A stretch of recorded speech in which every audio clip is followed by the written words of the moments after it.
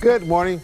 Today on Spotlight, a sort of exit interview with one of the state of Michigan's most powerful, influential, and connected women. Mariam C. Noland is the founding president and CEO of the Community Foundation for Southeast Michigan. But after nearly 4 decades at the helm of a billion-dollar organization, she has announced her retirement. We'll look back and ahead with her this morning. And later on our Sunday morning program, these two legends, how they are being honored. It's Sunday, December the 12th. I'm Chuck Stokes, and this is Spotlight.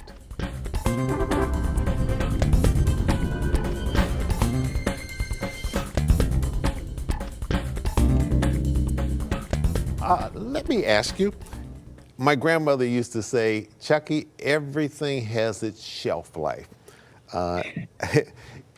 What made you say, okay, it's time to take a 36-year career at the Community Foundation for Southeast Michigan and put it on the shelf?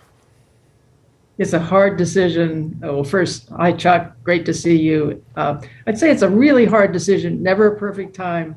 But I do have a spouse that's a little bit older than I am, and I deserve to give him more time. So a whole lots of things. It is the time. The time has come. Good. All right. One of those joint decisions, and I know a whole lot about that in my own house when you got to negotiate with that key partner in the house.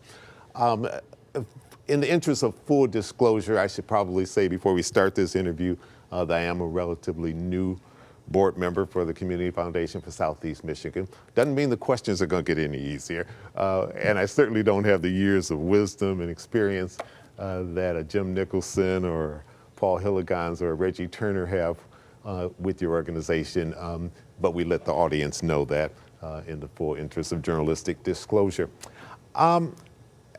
Mariam, let's start on a sad note, work our way to brighter things. The Oxford High shooting, a tragedy of epic proportion, but it's something that wasn't on anyone's radar, but it's one of those type of things that you have to deal with. The Community Foundation is dealing with this as well, correct? Horrible, horrible tragedy, yes. We have a scholarship fund that benefits students at Oxford District, so we know them. So what we have been able to do is react quickly. We're going to send some cash out to the district. There's so many needs out there right now. But importantly, we're also thinking about all the kids, not only in that district, but throughout Southeast Michigan and the state. The mental health needs are going to be really important that we address. So we are going to provide some additional monies to a program we've supported in the past called Trails, which is in many, many counties of Michigan already that provides mental health support to students. So we're going to provide some additional money there. And finally, we have had a group of young people that make grants, and these kids come from all throughout the 7 counties. They wrote me a note concerned about their fellow students. And so we're going to provide to that group of young people, our grant makers, some monies throughout the year to provide support to activities developed by young people to address their needs throughout the region. We will continue to look at what else we can do, but we wanted to do what we could do quickly, which is what we try to do, unfortunately, when crisis hits. Sure. I don't want to take an inordinate amount of time on this, but just want to get your quick reaction because you've seen so much over the years here in this region, but you've also interacted with your counterparts at other foundations across the nation. Would it be safe to say that as you look at this school shooting situation, that gun violence in our schools is a national issue that this country in some way, somehow, bipartisan fashion has to deal with at some point? Not the ownership of guns, not the possession of guns, but gun violence. Absolutely, and I have to underscore 100 times what you've just said. Violence with guns, particularly with young people, we have got to do something, and Michigan now has another reason to do it now. Absolutely. I'm sorry, go ahead. No. Just totally agree with you, the urgency here. Okay. Before we look back, the Ralph C. Wilson Foundation, you just recently made a big announcement about that. I think $100 million. For those who've kept up with the Ralph C. Wilson Foundation, which was named after Ralph Wilson, who owned the Buffalo Bills, but was from Detroit, lived, I think, in the Grosse Pointe area. When he passed, he set up this fund, a whole boatload of money in it, and basically said, spend the money. When it's all said and done, I don't want that money there, but make sure you're spending it on good causes. This has been a foundation, and you're making a big impact in terms of arts and culture? The Wilson Foundation announced $100 million here in Detroit and $100 million same day in Buffalo. So for a foundation to do $200 million to the arts in a single day, I don't think it's ever been done before. What they did with us in Detroit and Southeast Michigan is to form a set of endowments because they wanted to help the sector in perpetuity. So they named a number of major institutions that we will provide a total of about $375 million, per year to them for their back office, for their operations, things that they just need to make sure get done. Another set of endowment will support the small and medium size arts organizations in the region. And the third piece is really to work on the issue of access and diversity within that sector. So what have they done? They have endowed the future of our arts and cultural sector. And what they really said is they are huge economic development drivers because Wilson Foundation does not really support the arts. They've just done that. But that's not one of their ongoing priorities. So just think about what the multiplier effect of this is going to be over time. And beautifully structured, these organizations begin to get the money next year. All right, we're going to take a real quick break. We'll hurry right back. We'll talk about some of the waterways and what you're doing to beautify this area and connect this area. And we will indeed reflect back on some of the things you've had to deal with over the past 36 years. We'll be right back with Mariam Noland. Stay with us.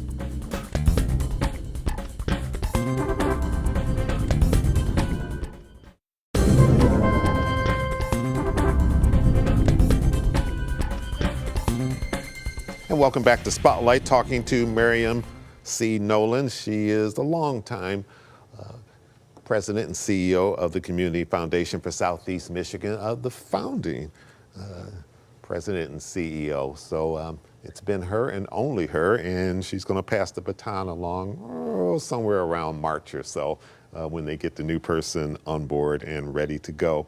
The Great Lakes Way, what exactly is that, and what impact do you hope that that has? Community Foundation has had more than 20 years of helping build greenways, bike paths, recreation corridors all throughout the 7 counties. And since we cover 7 counties and we go from really Port Huron all the way down to Toledo, all of a sudden it occurred to us, one way to have a great economic development driver is to help people understand the asset that they have, which is, if you go that length, it's 160 miles. There are already blueways, paths through the water, whether it's kayak trails or what have you, 160 miles of blueways.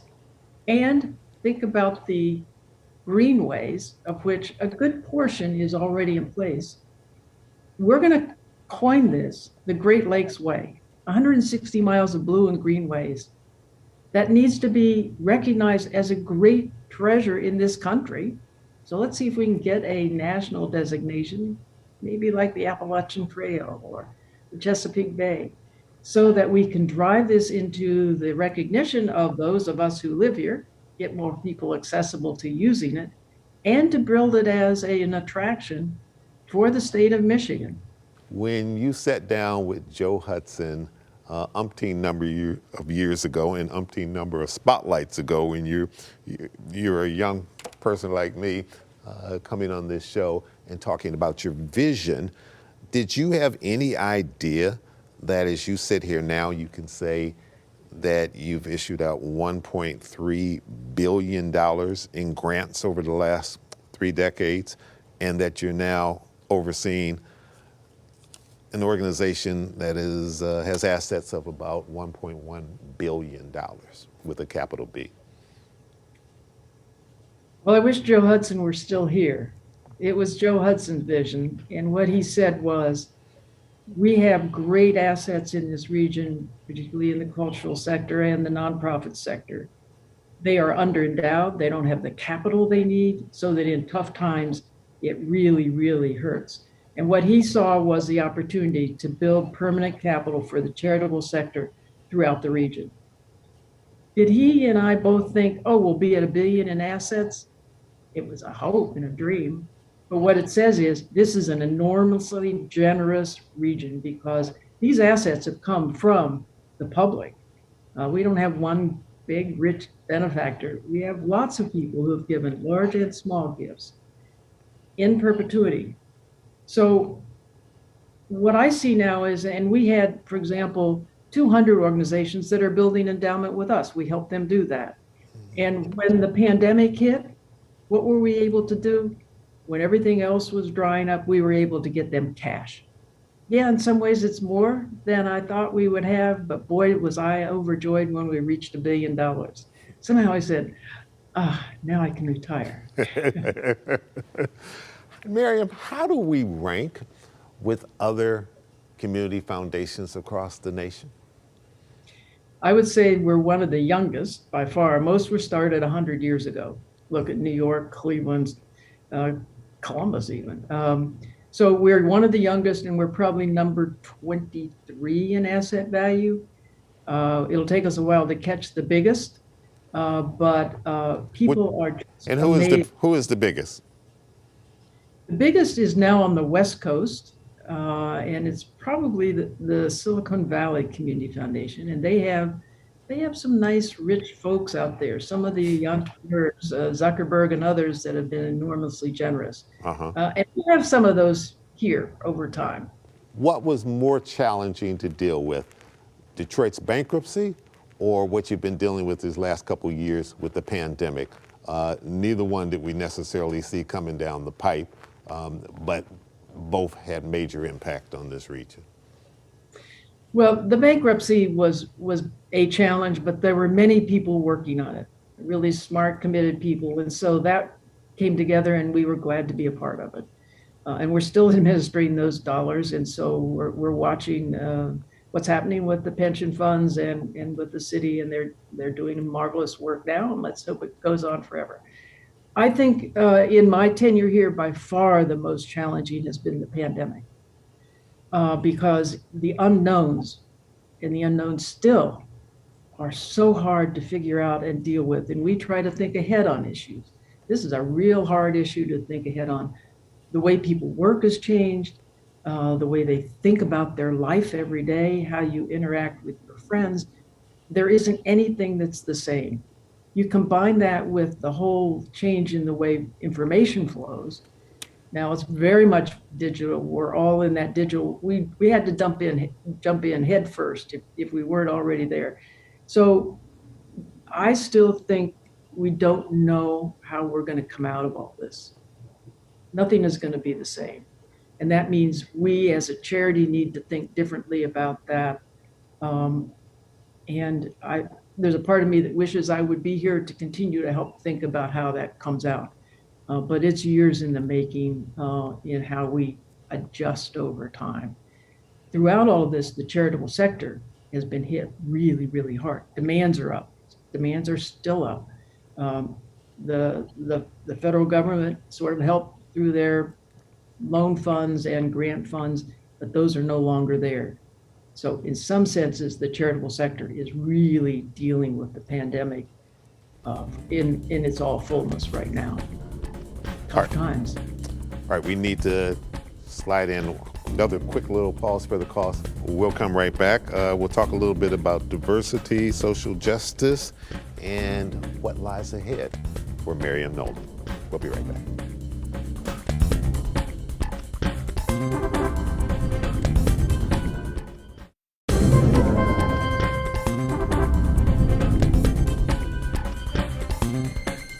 Mariam, a few quick questions. I understand record year of annual giving this year, something like what, 101 million? Yeah, what we're giving out or what's coming in? What you're giving out? We'll give out about 100 million. Okay, all right.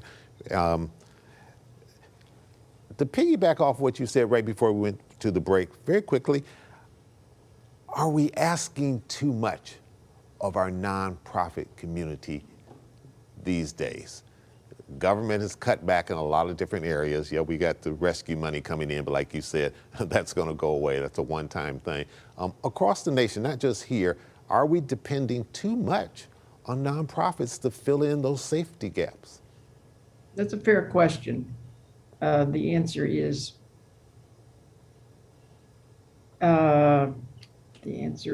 they should be able to do it, but it's too much too fast. Okay, and if we get too complacent on leaning on one source, that might come back and bite us at some point, right? Sure. It means that we all have to volunteer and give more and support those charities. Sure. Talk a brief moment about the role that you've seen diversity and social justice play, probably more recently than in the beginning of your term.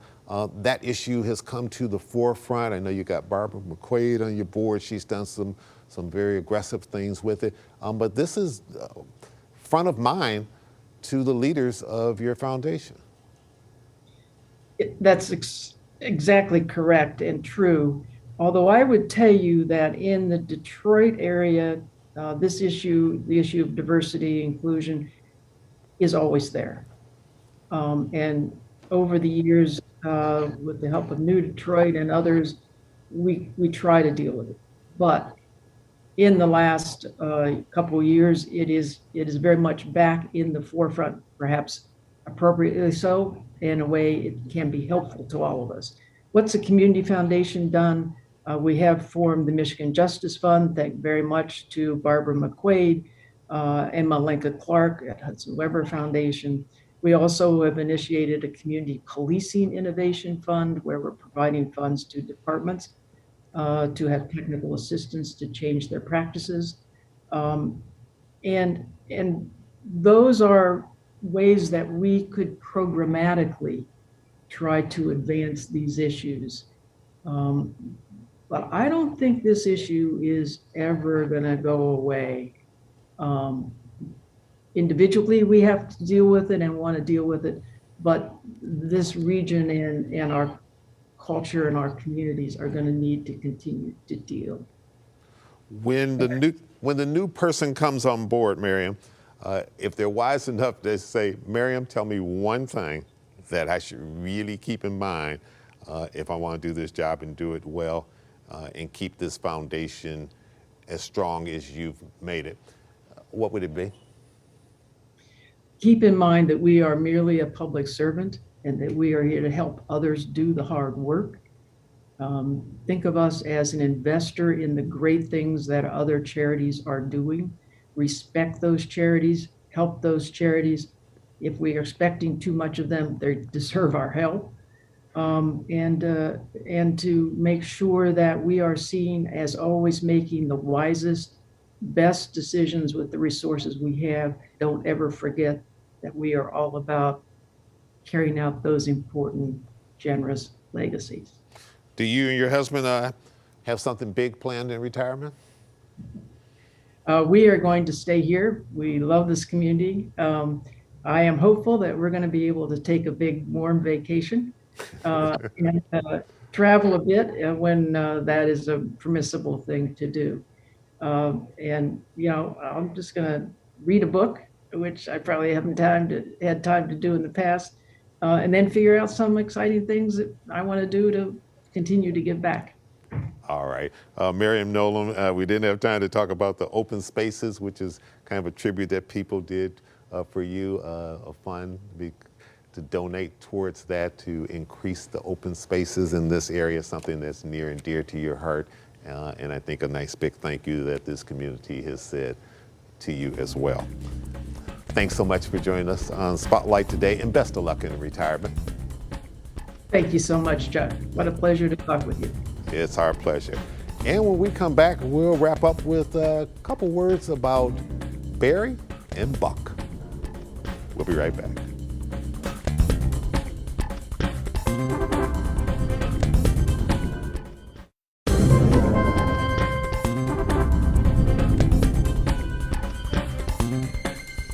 Welcome back. And finally today, our congratulations to two American legends who are receiving long overdue national tributes. Berry Gordy, the founder of Detroit's Motown, is finally a recipient of the prestigious Kennedy Center honors. His music inspires us, challenges us, and brought us together, providing that sometimes the best way to shatter the deepest rooted barriers in a country is to get people to move their feet. Motown moved the soul of America because Motown set the beat of America. So I want to thank you, Barry, really. Thank you, thank you, thank you. Look for that program to come up pretty soon. And it was recently announced that Buck O'Neil, Negro Leagues baseball player, manager, and coach, will be inducted into the Major Leagues Baseball Hall of Fame in Cooperstown posthumously in July. I remember well interviewing him in Kansas City many years ago. See, 1924, the Negro League Baseball was organized right here in Kansas City, Missouri. These guys you see right here, all of these guys, I had something to do with all of them getting into the Hall of Fame at Cooperstown. Yeah, because when we started this museum, they wanted me to start a Negro League Baseball Hall of Fame. I said, no, we don't need a Negro League Baseball Hall of Fame. I think the guys good enough should be at the Hall of Fame at Cooperstown. What would you suggest? Negro League Baseball Museum. That's why this is here. It is the greatest country on earth, but it's going to be the country what it's supposed to be. This is America. Yeah. That's it for today. I'm Chuck Stokes. We'll be back next week with more newsmakers in the spotlight. We hope you have a great week.